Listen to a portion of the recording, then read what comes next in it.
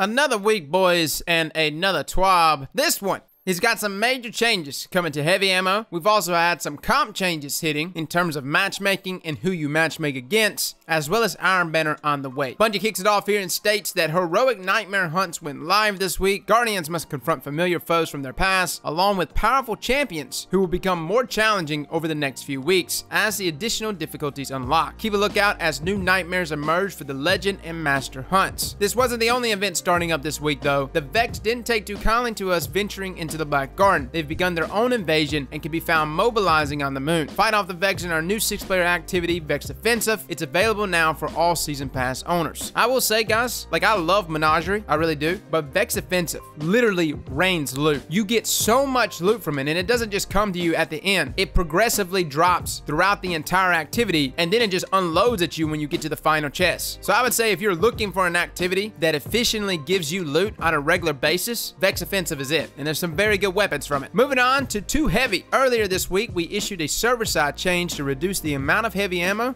spawning in the Crucible. The changes affected Control, Clash, and Supremacy. We also have heavy ammo changes planned for 3v3 Survival in a future update. That wasn't the only quick reaction we made at the Crucible environment though this week. We also issued a server-side change that affected matchmaking in 3v3 Survival, which is essentially comp, guys. Now, they have not really mentioned what these changes were. We simply got an update from Cosmo earlier that stated that the dev team has just deployed changes to matchmaking settings for Survival, Freelance Survival, and Labs Elimination playlists to address feedback we've been receiving about skill mismatches. We'll continue to monitor feedback and matchmaking data to improve these systems. So this is a weird one because I really don't know if they're actually addressing it on a matchmaking perspective only, or if they're actually addressing the skill rating system itself. So essentially right now, when you go inside of comp, you play a couple games, the game registers you at a certain skill level. So if they think you're at Legend, you're about to be gaining points by the boatload to essentially get you to Legend very, very fast. But simultaneously, you'll be matchmaking people of similar skill. So essentially other people that should be at Legend rank or already at Legend rank. Now, some of the things that I've been hearing from people was that, hey, I'm 5,500 rank. I'm matching people that are like sub 1,000 rank, which technically by their system should be the way it's supposed to work. Because if that guy that is sub 1,000 rank happens to have a true skill rating associated with Legend, you will be matchmaking that guy. I will say, in general, the competitive grind for me this season has been the easiest it's ever been. I got the 3,500 rank in like an hour and a half.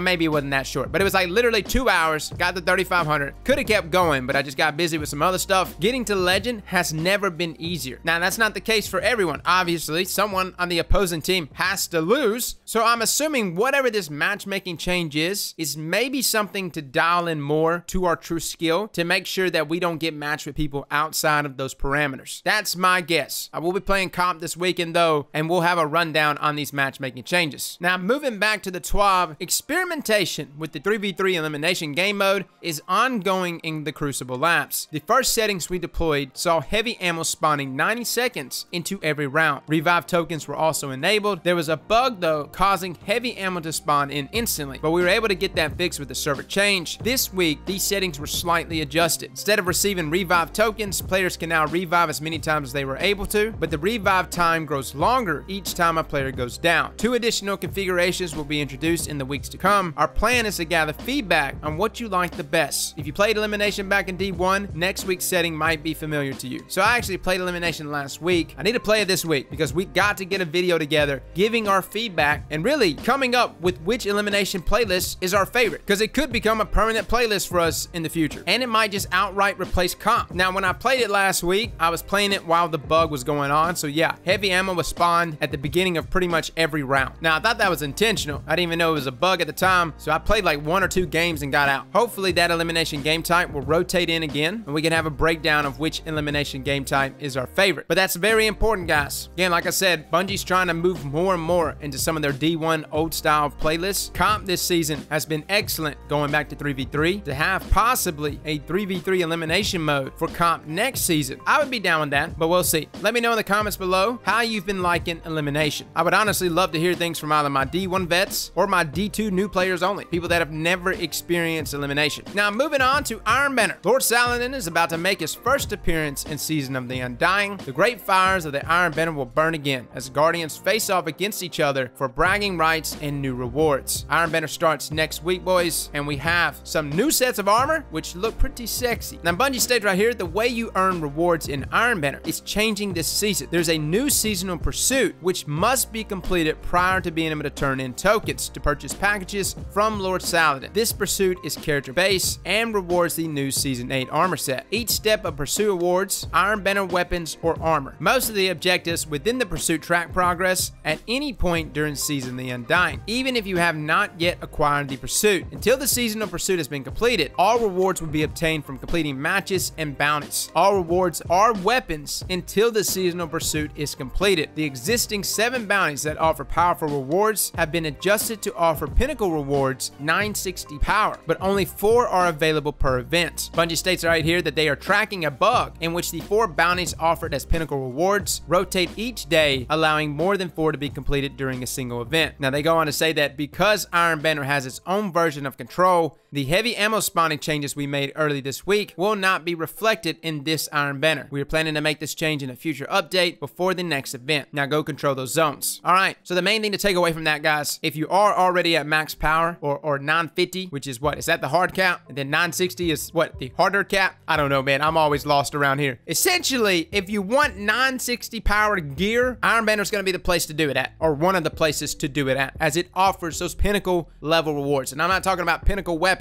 I know somebody's like, what? We could get Recluse in Ironbender? No. What that means, there's different tiers of power gear, Pinnacle being the highest. Now, it's actually good that they're making us complete the pursuit. That way, for some of us, like myself, that have saved up hundreds of Ironbender tokens, we cannot just go in there and just blow it all and get all these boatloads of armor sets. And the armor sets are going to be really important, especially for some of us that are trying to like min and max their characters. If you want armor rolls that are like 60 plus, Ironbender is probably going to be an excellent place to do that at. Now, the raids are also a very good place to do that at. Actually, like the first week, I went to Benedict and I turned in all of my tokens and I got like a number of pieces of armor that are around like 61, 62, a couple 63s. So if you got some of those Callus tokens that are just chilling in your inventory, go turn them in, man. You'll get not max stats, but you'll get pretty close. Anything in the 60s is worth keeping. Now, Bungie goes on to talk about the raid last week in which the clan Ascent were world's first at finishing Garden of Salvation. Congratulations to them. It was a crazy